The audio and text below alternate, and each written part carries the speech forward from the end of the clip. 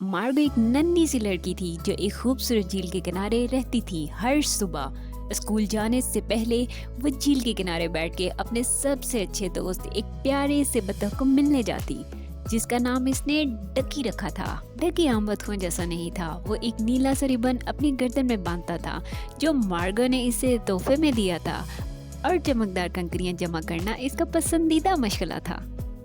रोज मार्गो इसे नई कंकड़ी ला के देती थी और बदले में डकी खुश होकर अपने पैरों पर गोल गोल घूमकर एक मजे का रक्स करता था। एक दिन जब मार्गो झील पर पहुंची तो देखा कि डकी उदास खड़ा है। क्या हुआ डकी? मार्गो ने प्यार से पूछा। डकी ने हल्की सी आवाज में क्वैक क्वैक किया और दरख्तों की तरफ देखा। वहाँ एक छोटा सा बतख का बच्चा झाड़ियों में फंसा हुआ था। मार्गो फौरन दौड़ी, नहाए नरमी से बच्चे को झाड़ी से निकाला और उसे वापस झील पर लाई। डकी खुश होकर आगे बढ़ा और नन्हे बतख को अपने परों में ले लिया।